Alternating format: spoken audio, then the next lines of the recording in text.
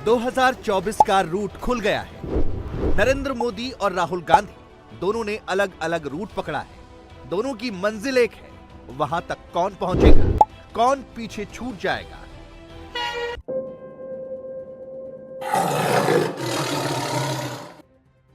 आप सभी को मेरा नमस्कार। जय हिंद, भारत माता की जय। मेरा नाम है हर्षित। अब आप सुनेंगे गूंज सच्चाई की, तर्क और तथ्य के साथ। आज का जो वीडियो है मैंने बहुत ही शॉर्ट एंड सिंपल रखा है, या फिर आप ये कह सकते हैं कि एक तरीके का कंपैरिजन वीडियो है भारतीय जनता पार्टी और इंडियन अलायंस के बीच में। क्या होगा अगर, व्हाट इफ राहुल गांधी जी इस देश के आने वाले नए प्रधानमंत्री बन जाते हैं, या फिर भारतीय जनता पार्टी की सरकार दोबारा से सत्ता में आती है और नरेंद्र मोदी जी दोबारा से इस देश के प्रधानमंत्री बनते हैं।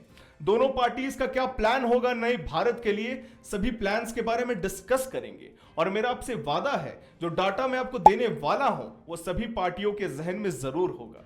तो क्या होगा अगर भारतीय जनता पार्टी की सरकार दोबारा से सत्ता में आ जाती है और नरेंद्र मोदी जी दोबारा से इस देश के प्रधानमंत्री बन जाते हैं? पहला काम तो यह होगा कि पूरा भारत हिंदू राष्ट्र घोषित हो जाएगा। दूसरा यह होगा कि यूसीसी यानी कि यूनिफॉर्म सिविल कोड पूरे देश में लागू हो जाएगा। तीसरा, जनसंख्या नियंत्रण कानून बहुत जल्द ही भारत में सभी जगह लागू हो जाएगा।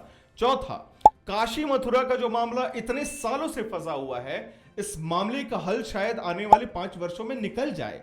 छठा और सबसे महत्वपूर्ण, पीओके यानी कि पाकिस्तान ऑक्युपाइड कश्मीर तो हमारा होगा ही, लेकिन उसके साथ साथ ऐसा लग रहा है कि पूरा अखंड भारत भी हमारा होगा। छठा, Indian economy third largest economy, या फिर ये कहिए कि पूरे दुनिया के इकोनॉमी पे इंडियन इकोनॉमी राज करेगी। इकोनॉमी बूस्ट हो जाएगा पूरे भारत का। ये बात हो गई कि बीजेपी जब पावर में आएगी तो बीजेपी कैसे कैसे काम करेगी। बट सबसे बड़ा क्वेश्चन यहां पे ये आता है कि अपोजिशन को किस बात का डर है? अपोजिशन को इस बात का डर है कि अगर बीजेपी पावर में आती है तो पूरा देश हिंदू राष्ट्र घोषित हो जाएगा। Point number 1। Point number 2, Bharat में जितने भी माइनॉरिटीज हैं यानी कि अल्पसंख्यक है उनको और दबा दिया जाएगा।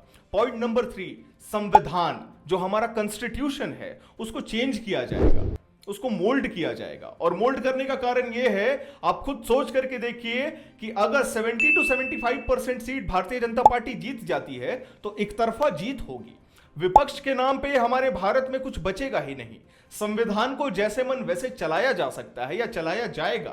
पॉइंट नंबर 5, अंबानी और अडानी इस देश के और पावरफुल इंसान बन जाएंगे। हो सकता है कि देश के लिए बड़े बड़े निर्णय भी यही लोग लें। छठा और सबसे महत्वपूर्ण चीज यह है कि जितने भी सरकारी दफ्तर हैं, जितने भी सरकारी नौकरियां हैं, उनको प्राइवेटाइज कर दिया जाएगा, सभी को बेच दिया जाएगा। यह विपक्ष को डर रहता है भारतीय जनता पार्टी से। तो यह डर सही है या गलत है, मुझे कमेंट करके जरूर बताइएगा। अब आते हैं कि राहुल गांधी जी अगर देश के प्रधानमंत्री बनते हैं तो उनका क्या क्या सपना होने वाला है देश के लिए।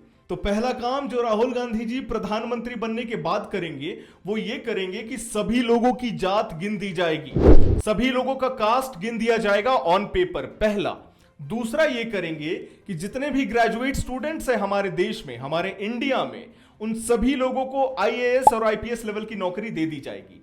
तीसरा, किसानों के लिए सभी फसलों पे एमएसपी लागू कर दी जाएगी और एमएसपी 5 गुना बढ़ा दिया जाएगा। चौथा, अडानी और अंबानी का सारा संपत्ति छीन करके गरीबों में दान कर दिया जाएगा। पांचवा, महंगाई बिल्कुल खत्म हो जाएगी। पेट्रोल 30 रुपए लीटर, डीजल 25 रुपए लीटर और गैस सिलेंडर को आप 300 रुपए में भरवा सकते हैं। और लास्ट पॉइंट, चाइना से तिब्बत को वापस ले लिया जाएगा।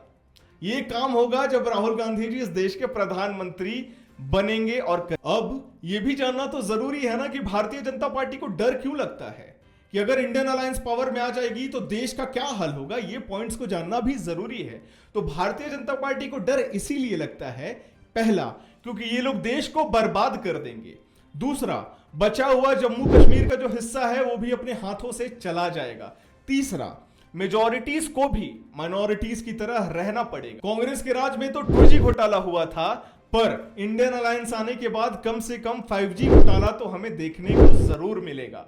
जो कि सबसे इंपॉर्टेंट है, हर एक साल नया प्रधानमंत्री आप देख सकते हैं, क्योंकि इंडियन अलायंस गठबंधन की सरकार है। तो किसी साल तेजस्वी यादव बनेंगे प्रधानमंत्री, किसी साल ममता बनर्जी, किसी साल अरविंद केजरीवाल और कभी कभार राहुल गांधी। खैर, ये हंसी मजाक की बात नहीं है, ये बात सच है।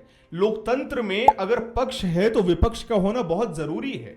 In democracy it is defined that अगर आप एक रूलिंग पार्टी हैं जो पावर में है, तो उस रूलिंग पार्टी को कंट्रोल में लाने के लिए या कंट्रोल करने के लिए भारत में विपक्ष का होना जरूरी है।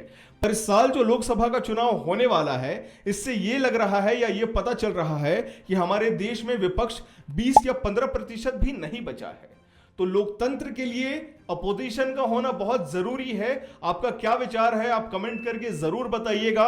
और आप क्या सोचते हैं कि कौन सी सरकार आने वाले लोकसभा चुनाव में जीत करके पूर्ण बहुमत से भारत में आ रही है। तब तक के लिए जय हिंद, भारत माता की जय।